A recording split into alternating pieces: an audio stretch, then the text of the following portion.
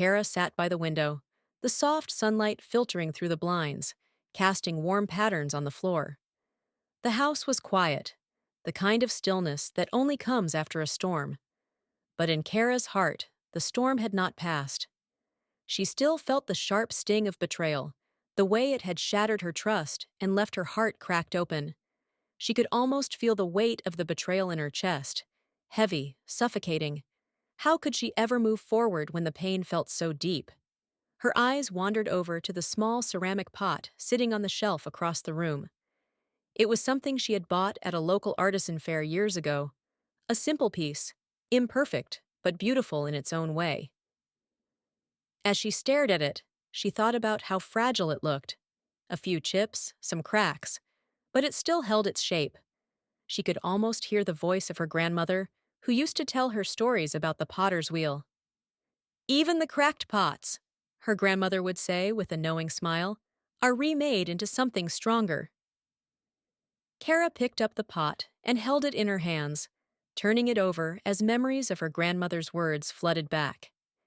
It had been years since her grandmother passed, but those words still lingered, just like the fading scent of jasmine on the air. The potter shapes the clay, even when it's marred. She set the pot down and pulled her Bible from the shelf. Her fingers traced the pages, searching for something that would speak to her wounded heart.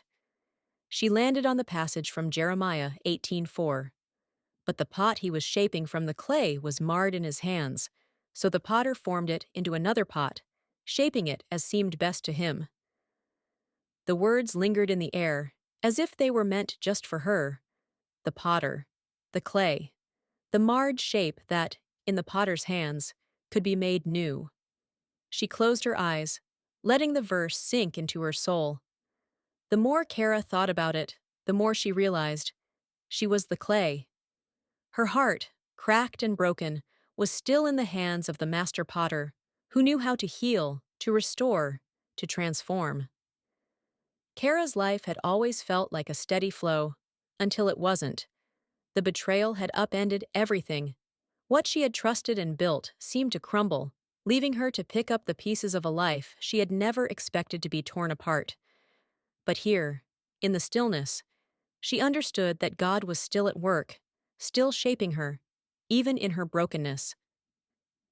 She thought about the pot she had picked up earlier. If the cracks had made it useless, it would have been discarded. But it wasn't. It was still there, still holding its shape, still standing. And in the same way, she was still here.